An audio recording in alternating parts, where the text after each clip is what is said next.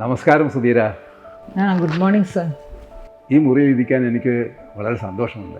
കാരണം ഈ മുറിയിലായിരിക്കും നിങ്ങളുടെ ക്രിയേഷൻ്റെ ഗർഭപാത്രം പൂർത്തീകരിച്ചത്. നിങ്ങളുടെ കഥാപാത്രങ്ങൾ നഷ്ടപ്പെട്ട സ്നേഹത്തിൻ്റെയും വിട്ടുപോയ സ്നേഹത്തിൻ്റെയും കരിഞ്ഞുപോയ സ്നേഹത്തിൻ്റെയും ഉടമകളാക്കിയത് ഈ റൂമിലാണോ? അങ്ങനെ പറയാൻ പറ്റില്ല.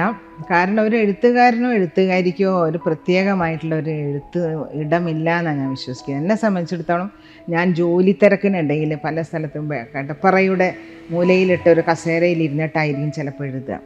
അപ്പോൾ എൻ്റെ പ്രധാനപ്പെട്ട കൃതികളൊന്നും തന്നെ ഒരു പ്രത്യേക എഴുത്തുമുറിയിൽ ഇരുന്നായിരുന്നില്ല.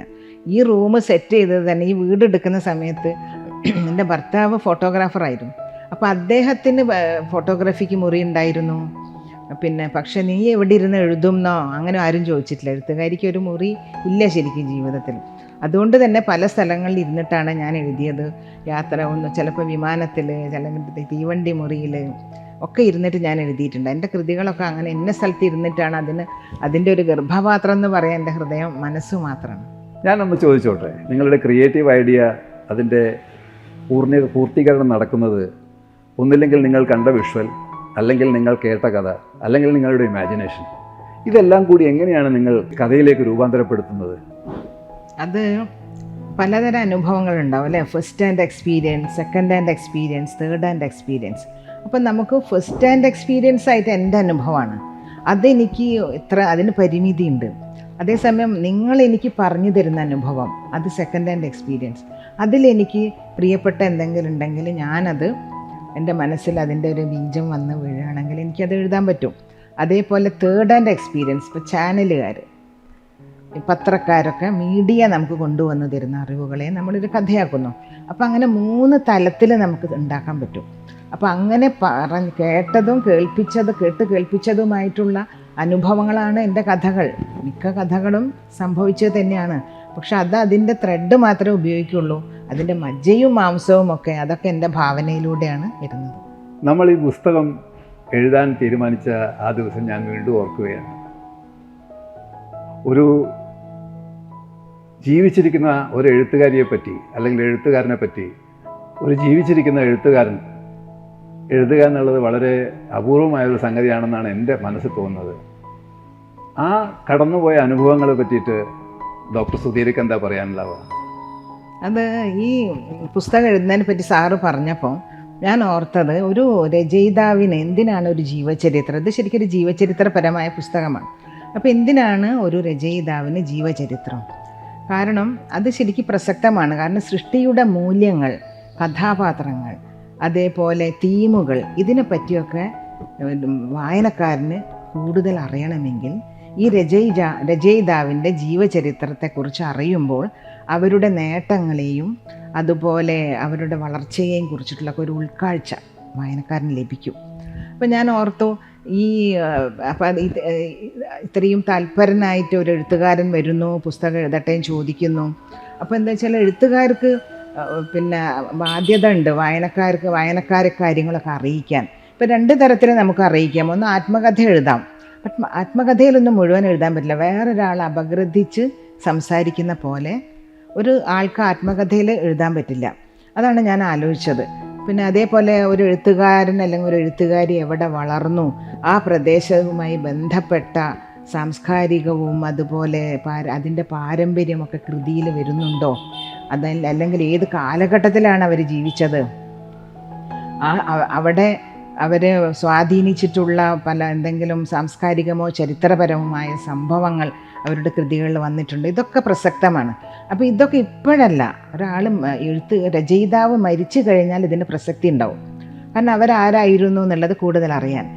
അല്ലെങ്കിൽ ജീവിച്ചിരിക്കുമ്പോൾ തന്നെ ഈ കൃതികൾ വായിക്കുമ്പോൾ അവർക്ക് ഇന്ന ഏത് കുടുംബത്തിലാണ് ജനിച്ചത്, എവിടെയാണ് വളർന്നത്, ആരായിരുന്നു അച്ഛനും അമ്മയും, അല്ലെങ്കിൽ അവർ വിദ്യാഭ്യാസം എവിടെയായിരുന്നു, ഇങ്ങനെയുള്ള കുറേ കാര്യങ്ങൾ, അവർ എന്ത് വിഷയമാണ് പഠിച്ചത്, അല്ലെങ്കിൽ അവർക്ക് കുട്ടിക്കാലത്ത് മാനസികമായ എന്തെങ്കിലും സംഘർഷങ്ങൾ ചെറുപ്പത്തിലുണ്ടായിട്ടുണ്ടോ, എന്തെങ്കിലും ആത്മാവിന് മുറിവേറ്റിട്ടുണ്ടോ, ഇതുപോലുള്ള കുറേ സംഗതികൾ. അവരെത്ര യാത്ര ചെയ്തിട്ടുണ്ട്, അവരുടെ ജീവിതാനുഭവങ്ങൾ എന്ത്, ഇതൊക്കെ ഒരു പുസ്തകത്തിലൂടെ വേറൊരാൾക്ക് ജീവചരിത്രത്തിൽ പ്രകാശിപ്പിക്കാൻ കഴിയും. അപ്പം ഞാൻ അതാണ് വിചാരിച്ചത്. അപ്പോൾ അതിനു വേണ്ടി ഒരു മനുഷ്യൻ്റെ ആവും പകലും കഷ്ടപ്പെട്ട ഒരു പുസ്തകം എഴുതുന്നു. അപ്പോൾ അതിന് ഞാൻ അതിനുള്ള പിന്തുണ കൊടുക്കേണ്ടത് എൻ്റെ ഒരു ധാർമ്മികമായ ഉത്തരവാദിത്തമാണെന്നാണ് ഞാൻ വിചാരിച്ചത്. 73-ാമത്തെ വയസ്സിൽ പുസ്തകം എഴുതാൻ തുടങ്ങിയ ഈ ചെറിയ എഴുത്തുകാരനോട് 17-ാമത്തെ വയസ്സിൽ എഴുതാൻ പഠിച്ച ഡോക്ടർ സുധീരയെ പറ്റി ഞാനൊരിക്കൽ ചോദിച്ചു, ഞാനൊരു പുസ്തകം നിങ്ങളെപ്പറ്റി എഴുതിക്കോട്ടെ എന്ന്. ആ ചോദ്യത്തിന് നിങ്ങൾ തന്ന പ്രതികരണം പൊടുന്നനെയായിരുന്നു, പെട്ടെന്നായിരുന്നു. അത് കഴിഞ്ഞ് ഞാൻ എൻ്റെ യാത്രയിൽ മുങ്ങുമ്പോൾ ഞാൻ പൂട്ടിയ ഒരുപാട് ജനലുകളും വാതിലുകളും തുറക്കുമ്പോൾ ആ മേഘപാളികൾക്കപ്പുറം മഴവില്ലിൻ്റെ ചിത്രങ്ങളും ഭംഗിയും ചന്തവും കണ്ടെത്താൻ ശ്രമിക്കുമ്പോൾ എൻ്റെ മനസ്സിലൂടെ പോയ പ്രതികരണങ്ങൾ ഒരുപാട് വൈവിധ്യങ്ങൾ നിറഞ്ഞതായിരുന്നു. ആ കടന്നുപോയ അനുഭവങ്ങളെ നിങ്ങളുടെ മുമ്പിൽ അവതരിപ്പിക്കാൻ എൻ്റെ പുസ്തകം സഹായിക്കും എന്ന് ഞാൻ കരുതുന്നു. അതേപ്പറ്റി ഡോക്ടർ സുധീരയുടെ അഭിപ്രായം എന്താണ്? എന്താ വെച്ചാൽ ഇതിപ്പോൾ ഒരാളും മഹാപ്രതിഭ എന്നങ്ങനെയൊന്നുമില്ല. എഴുത്തുകാരി എന്നുള്ള നിലയിൽ എനിക്കാവുന്നത് എഴുതുന്നു. എൻ്റെ സർഗാത്മകതയെ ഞാൻ പ്രകാശിപ്പിക്കുന്നതേ ഉള്ളൂ. അപ്പോൾ അത് വലിയ ആൾ ചെറിയ ആളെന്നൊന്നുമില്ല. എഴുത്തുകാരൊക്കെ എല്ലാവരും എഴുത്തുകാർ തന്നെയാണ്. അപ്പോൾ ഒരു എഴുത്തുകാരൻ എന്നോട് ഇങ്ങനെ എഴുതട്ടെ. മുൻപ് 2-3 പേര് എന്നോട് ചോദിച്ചിരുന്നു കേട്ടോ, ഞാൻ സമ്മതിച്ചിട്ടില്ല. കാരണം ഒരു പെൺകുട്ടി ചോദിച്ചു, പിന്നെ ഒരു ഭയങ്കര ആരാധന ഉള്ള ഒരു ചെറുപ്പക്കാരൻ, മേഡം ഞാൻ എഴുതട്ടെ ചോദിച്ചു. ഞാൻ പറഞ്ഞു, ഈ ആരാധന മാറ്റി വെക്കാതെ നിനക്ക് എഴുതാൻ പറ്റില്ല, വേണ്ട പറഞ്ഞു, കുറച്ച് കഴിഞ്ഞിട്ട് വേണം ആലോചിച്ചു, ഇപ്പം നിനക്ക് എഴുതാൻ പറ്റില്ല ഞാൻ പറഞ്ഞു. പിന്നെ അതേപോലെ ഒരു പെൺകുട്ടി, ഞാൻ ആ പെൺകുട്ടീനോട് ഞാൻ പറഞ്ഞു, എന്നെപ്പറ്റി പഠിച്ചതിന് ശേഷം എഴുതിക്കോ, വെറുതെ പുസ്തകം എഴുതരുത് പറഞ്ഞു. അതിൻ്റെ ആവശ്യമില്ല, നിൻ്റെ എനർജി, നിൻ്റെ പുസ്തകം നിൻ്റെ ക്രിയേറ്റിവിറ്റി പ്രകാശിപ്പിക്കുക എന്നല്ലാണ്ട് എന്നെപ്പറ്റി എഴുതി നിൻ്റെ സമയം പോക്കണ്ട എന്നാണ് ഞാൻ പറഞ്ഞത്. പക്ഷെ സാറ് ചോദിച്ച സമയത്ത് ഞാൻ നേരത്തെ പറഞ്ഞ കുറേ കാര്യങ്ങളും ഒരു രചയിതാവിൻ്റെ ജീവിതം പിന്നെ മറ്റൊരു എഴുത്തുകാരനിലൂടെ പ്രകാശിതമാവുക എന്നുള്ളത് ഒരു കാര്യം. പിന്നെ ഇതിനോട് താങ്കൾ കാണിക്കുന്ന ആർജവം, ഇത്ര ആർജവത്തോടു കൂടി ഒരാൾ എന്നെ സമീപിച്ചിട്ടില്ല. കാരണം ഒരു എഴുത്തുകാരിയോട് ആരാധന മാത്രമല്ല, സ്നേഹവും സൗഹാർദ്ദവും പിന്നെ ആർജവവും എല്ലാം കൂടെ കലർന്നിട്ടുള്ള ഒരു വികാരമാണ് ഞാൻ അങ്ങയിൽ കണ്ടത്. അതുകൊണ്ട് തന്നെ ഈ പുസ്തകം എഴുതിയാൽ നന്നാവുമെന്ന് എനിക്ക് തോന്നി. കാരണം ഈ പുസ്തകം ശരിക്കും രചയിതാവിൻ്റെ ജീവചരിത്രങ്ങളൊക്കെ വായനക്കാർക്ക് പ്രയോജനപ്പെടും. അപ്പോൾ അതുകൊണ്ട് തന്നെ അതാണ് ഞാൻ സമ്മതിക്കാൻ കാരണം. പിന്നെ വലിയ വലിയ ആളുകളൊക്കെ ആയിട്ട് നമ്മളെ ബന്ധപ്പെടുന്നു, അതിൽ നമ്മൾ വലിയ ആളാവണമെന്നില്ലല്ലോ അവരെ കൂടെ ബന്ധപ്പെടുന്നതിന്. അപ്പോൾ അതിന് ഞാനൊരിക്കലും ഞാൻ ആരെങ്കിലും ആണെന്ന് ഞാൻ വിചാരിച്ചിട്ടില്ല. നമ്മളെപ്പോഴും നമ്മളെ മുകളിൽ എപ്പോഴും ആൾക്കാരുണ്ടാവും. അതുകൊണ്ട് ഞാൻ എപ്പോഴും ആ ഒരു വിധേയത്വത്തോടു കൂടി വിനയത്തോടു കൂടി അല്ലാണ്ട് ഞാൻ ജീവിതത്തിന് സമീപിച്ചിട്ടില്ല. അപ്പം ഞാൻ ആരുമല്ല എന്നൊരു നമുക്കൊരു തോന്നലുണ്ടാകുമ്പോഴാണ് ജീവിതം ഒരു പുതിയ തലവിന്യാസത്തിലേക്ക് സ്ഫോടനം ചെയ്യുന്നതെന്ന് എനിക്ക് തോന്നിയിട്ടുണ്ട്. അല്ലാതെ ഞാൻ ആരോ ആണെന്ന് വിചാരിക്കുമ്പോൾ നമ്മൾ അവിടെ താഴ്ന്നു പോവുകയാണ് ചെയ്യുന്നത്. അതേസമയം നമ്മുടെ ജീവിതം ഒരു പുതിയ തലത്തിൽ എത്തണമെങ്കിൽ നമുക്ക് വിനയമാണ് വേണ്ടത്. കാരണം ദൈവം നമ്മുടെ കയ്യിൽ ഒരു സ്വർണ്ണ നാണയം വെച്ച് തരുമ്പോൾ നമ്മൾ ദൈവത്തിന് നേരെ നമ്മുടെ കണ്ണുകൾ കൃതജ്ഞതയാൽ ഉയരണം. ദൈവത്തിനെ നോക്കിയിട്ടാണ് നമ്മൾ പറയുക. അപ്പോൾ ഓരോ അവാർഡുകൾ അതേപോലെ നേട്ടങ്ങൾ എന്നൊക്കെ ആൾക്കാർ പറയുന്നു. പക്ഷെ അതൊന്നല്ല കാര്യം. എഴുത്തുകാർക്ക് എഴുതാൻ സാധിക്കണം എന്നുള്ളതാണ്. അപ്പോൾ എനിക്ക് എൻ്റെ സർഗാത്മകത അവസാനിക്കുന്നവരെ അല്ലെങ്കിൽ അത് പറ്റിത്തീരുന്നവരെ എഴുതണം എന്നാണ് എൻ്റെ മോഹം. അല്ലാതെ ഇത്ര പുസ്തകം എഴുതണം എന്നൊന്നും ഞാൻ വിചാരിച്ചിട്ടില്ല. പക്ഷേ എഴുതുമ്പോൾ ഇപ്പോൾ 90ാമത്തെ ബുക്കാണ്, അതിൻ്റെ പണിയിലാണ് ഞാൻ. ഇപ്പോൾ 86 കഴിഞ്ഞു, 3-4 ബുക്കിൻ്റെ പണിയിലാണ് ഞാനിപ്പോൾ ഉള്ളത്. അപ്പോൾ ഈ വർഷം 4 പുസ്തകം ഇറങ്ങും.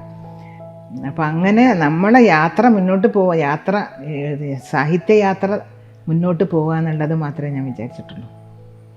ഇന്നിപ്പോൾ നമ്മൾ കാണുന്നത് നമ്മുടെ പുസ്തകം തീർന്നതിന് ശേഷമാണ്. ഒന്ന് ഞാൻ പുറകോട്ട് പോയി നോക്കുമ്പോൾ നിങ്ങളെ കാണുന്ന ആ സമയം മുതൽ പല ചോദ്യങ്ങളും ഞാൻ ചോദിച്ചായിരുന്നു. അതിന് ചില കുസൃതി ചോദ്യങ്ങളും ചോദിച്ചെന്ന് വരാം. നിങ്ങൾക്ക് ദേഷ്യം പിടിക്കാറുണ്ടോ? വേറൊരു ചോദ്യം ചോദിച്ചത്, നിങ്ങളുടെ പുസ്തകത്തെപ്പറ്റി അപഗ്രഥനം ചെയ്തുകൊണ്ടിരുന്ന സമയത്ത് MT വാസുദേവന്മാരുടെ വളരെ ലെജൻഡായിട്ടുള്ള അദ്ദേഹത്തെ പറ്റിയിട്ട് നിങ്ങൾ എഴുതിയ പുസ്തകത്തെ പറ്റി ചോദിച്ചപ്പോൾ ഞാൻ ചോദിച്ച ചോദ്യം ഇതാണ്: നിങ്ങളും മഹാനായ MT വാസുദേവന്മാരും തമ്മിലുള്ള ബന്ധം എന്താണെന്ന്. എത്ര വാചാലമായിട്ടാണ് നിങ്ങൾ ഇതുമാതിരിയുള്ള ഉത്തരങ്ങൾ പറഞ്ഞത്. ചില സമയത്ത് ടെലിഫോണിലൂടെ ആയിരിക്കാം, ചില സമയത്ത് വോയിസ് മെസ്സേജിലൂടെ ആയിരിക്കാം, ചില സമയത്ത് മെസ്സേജുകളിലൂടെ ആയിരിക്കാം. നിങ്ങളുടെ പ്രതികരണങ്ങൾ ഞാനത് ഒപ്പിയെടുത്ത് എൻ്റെ ബുക്കിലേക്ക് മാറ്റുമ്പോൾ എനിക്ക് കിട്ടിയ അനുഭൂതി, അത് ഞാൻ എന്നും ഓർക്കാവുന്ന ഒരു സംഗതിയാണ്. പുസ്തകം തീർന്നു, പുസ്തകം തീരുന്നു, പക്ഷേ എൻ്റെ ജീവിതത്തിൽ നിങ്ങളോടുള്ള കടപ്പാട്, നിങ്ങൾ എന്ന എഴുത്തുകാരിയെപ്പറ്റി ഞാൻ മനസ്സിലാക്കാൻ ശ്രമിച്ച ആ കടന്നുപോയ അനുഭവങ്ങൾ, I think it will remain with me for long. Thank you very much. How do you feel about it? അപ്പോൾ ഒരാളെ പറ്റി നമ്മൾ അറിയുമ്പോൾ അവർക്ക് പോലും അറിയാത്ത പുതിയ നമ്മുടെ ആത്മാവിന് അഗാധതയിലുള്ള പുതിയ കാര്യങ്ങൾ ഒരാൾ ചോദിക്കുമ്പോൾ നമ്മൾ തുറന്നു പറയും. അതാണ് സർ മുഹമ്മദ് ഇക്ബാൽ പറഞ്ഞിട്ടുണ്ട്, എപ്പോഴും നമ്മൾ ഒരു കൃതി എഴുതുമ്പോൾ മറ്റൊരാളോടുമായിട്ട് ചർച്ച ചെയ്യുമ്പോൾ അതിന് പുതിയ കാഴ്ചപ്പാടുണ്ടാവും എന്നുള്ളത്. കാരണം അദ്ദേഹം ഇതുവരെ എഴുതിയ പുസ്തകങ്ങളൊക്കെ ചർച്ചയിലൂടെയാണ് അത്ര എഴുതിയത്. അപ്പം ഇപ്പം ഞാൻ നിങ്ങളായിട്ട് ചർച്ച ചെയ്യുമ്പോൾ എന്നെ പറ്റി തന്നെ ഞാൻ അറിയാത്ത കാര്യങ്ങളൊക്കെയാണ് ഞാൻ പറഞ്ഞത്.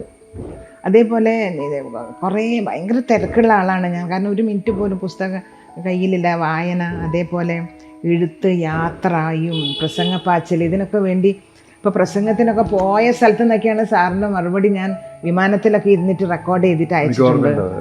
അതെ, അങ്ങനെയുള്ള അപ്പോൾ അതിനോടുള്ള ഒരു ആത്മാർത്ഥത, അത് എന്നെ പറ്റിയിട്ടുള്ള ബുക്കാണോ എന്നുള്ളതല്ല, അത് അങ്ങയോടുള്ള എൻ്റെ കടമയാണത്. അത് ബുക്ക് തീർക്കണമെങ്കിൽ ഇത്രയും ആത്മാർത്ഥമായിട്ട് ഒരാൾ എൻ്റെ പുസ്തകം എന്നെ പറ്റി എഴുതാൻ വിചാരിക്കുമ്പോൾ ഞാൻ നിങ്ങൾക്ക് തരേണ്ട വിവരങ്ങൾ ഞാൻ തരണം. അപ്പോൾ അത് തോന്നിയ ഭാഷയിൽ തോന്നിയ മാതിരി ഞാൻ എൻ്റെ മൊബൈലിൽ വോയിസ് ക്ലിപ്പ് എടുത്തിട്ടാണ് അയച്ചത്. പിന്നെ അല്ലാതെ തന്നെ നമ്മൾ കുറച്ചൊക്കെ ഇരുന്ന് സംസാരിച്ചു. പിന്നെ കുറേ ഒരുപാട് അധ്വാനം ഇതിൻ്റെ പിന്നിലുണ്ടായിട്ടുണ്ട്. അത് ആ അധ്വാനത്തിൻ്റെ മുന്നിൽ ഞാൻ നമസ്കരിക്കുന്നു. കാരണം അത്രയും ഒരാളുടെ പുസ്തകത്തിന് വേണ്ടി ഇപ്പം ഞാൻ MTൻ്റെ പുസ്തകം 3 വർഷം കൊണ്ടാണ് എഴുതിയത്. അതൊക്കെ പുസ്തകങ്ങളിൽ മുങ്ങി അതിനെപ്പറ്റി പഠിച്ച് എന്നിട്ടാണ് എഴുതിയത്. അതേപോലെ എൻ്റെ എല്ലാ പുസ്തകങ്ങളും പണം കൊടുത്ത് വാങ്ങുകയും അത് വായിച്ച് സ്വാംശീകരിച്ച് അതിനെപ്പറ്റി നല്ല ഭാഷയിൽ എഴുതുകയും ചെയ്തത്. അപ്പോൾ ഞാനൊക്കെ മലയാളം മീഡിയത്തിൽ പഠിച്ച ആളാണ്. പുസ്തകം വായിച്ചിട്ടുള്ള അറിവ് എനിക്ക് ഇംഗ്ലീഷിലുള്ളൂ. പക്ഷെ അതുകൊണ്ട് തന്നെ ഈ ചില വാക്കുകളൊക്കെ ഡിക്ഷണറി നോക്കിയിട്ടാണ് അർത്ഥം കണ്ടുപിടിച്ചത്. അപ്പോൾ ഈ പുസ്തകത്തിൻ്റെ സൗന്ദര്യം അതിൻ്റെ ഭാഷയും അതിൻ്റെ സങ്കേതവുമാണെന്നാണ് ഞാനത് വായിച്ചപ്പോൾ എനിക്ക് തോന്നിയത്. അതിൻ്റെ പിന്നിലുള്ള ആത്മാർത്ഥമായ പരിശ്രമങ്ങൾ അത് കാണാതെ പോകരുത്. അതുകൊണ്ട് മാത്രമാണ് ഇതിനു വേണ്ടി ഞാൻ ഇത്രയും ഞാൻ സഹകരിച്ചത്. ഈ പുസ്തകം ഇപ്പോൾ സാറ് പറഞ്ഞല്ലോ എങ്ങനെയാണ് ഇത് ചെയ്തത്. പക്ഷെ അത് എനിക്ക് തിരക്കിൻ്റെ ഇടയിൽ കൂടെ ഒരുപാട് തിരക്കിൻ്റെ ഇടയിൽ കൂടെയാണ് ഞാൻ ഇതൊക്കെ ചെയ്തു തന്നത്. അപ്പോൾ എനിക്ക് തന്നെ അറിയില്ല ഞാൻ എപ്പോഴാണ് ഇതൊക്കെ പറഞ്ഞു തന്നതെന്ന്. അത്രയും തിരക്കിനിടയ്ക്ക് ചിലപ്പോൾ കാറിലിരുന്ന് പറയും, അല്ലെങ്കിൽ ട്രെയിനിലെ വിമാനത്തിലൊക്കെ ഇരുന്ന് ഞാൻ സംസാരിച്ചിട്ടുണ്ട്. എന്നാൽ ഈ ചോദ്യമൊക്കെ അദ്ദേഹം അയച്ചതാണല്ലോ, ഞാനിതൊന്ന് ഉത്തരം കൊടുക്കട്ടെ. അപ്പോൾ എനിക്കൊരു ചോദ്യം വരും, അയ്യോ എനിക്ക് മറുപടി കിട്ടിയില്ല എന്ന് പറയുമ്പോൾ അയ്യോ ഞാൻ ചെയ്തില്ലല്ലോ എന്നുള്ള. അപ്പോൾ എൻ്റെ പുസ്തകത്തിൻ്റെ രചനകൾക്കിടയിലൂടെ എനിക്ക് കിട്ടുന്ന ഒഴിവ് സമയത്താണ് ഞാൻ അങ്ങേക്ക് വേണ്ടി ഈ സമയം ചെലവഴിച്ചത്. അത് ശരിക്കും സാർത്ഥകമായിട്ടുണ്ടെന്നാണ് എനിക്ക് തോന്നുന്നത്. ഈ സംസാരത്തിനിടയിൽ ഞാൻ വീണ്ടും ആലോചിച്ച് പോയത്, പുസ്തകം തീർന്നതിന് ശേഷമാണ് ഞാൻ സാധാരണ അതിൻ്റെ ടൈറ്റിൽ കൊടുക്കാറ്. ഇതിൻ്റെ ടൈറ്റിൽ കൊടുക്കുന്ന സമയത്ത് ഹാർട്ട്സ് ഇംപ്രിൻറ്റ് എന്ന ഒരു ചിന്ത, ഒരു 5 8 10 ടൈറ്റിൽസ് ഞാൻ ഉണ്ടാക്കിയായിരുന്നു. പക്ഷെ അതിൽ വന്നിരിക്കുന്നത് അവസാനമായി തീരുമാനിച്ചതും ബുക്കിൻ്റെ കവർ ചട്ടയിൽ ഉണ്ടായിരുന്നത് ഹാർട്ട്സ് ഇംപ്രിൻറ്റ് എന്നാണ്. ഈ ഹാർട്ട്സ് ഇംപ്രിൻറ്റ് എന്ന് പറഞ്ഞാൽ ഈ ഏകദേശം 20-22 മാസങ്ങളിൽ ഞാൻ ഈ പുസ്തകം എഴുതുമ്പോൾ എനിക്കുണ്ടായ അനുഭൂതികൾ എൻ്റെ മനസ്സിൽ ഉണ്ടായിരിക്കുന്ന ഇംപ്രിൻസിൻ്റെ കഥകളാണ്. ഇതാണ് ആ പുസ്തകത്തെ എൻ്റേതായി മാറ്റുന്നത്, നിങ്ങളെപ്പറ്റി എഴുതാൻ പറ്റിയത്. Thank you.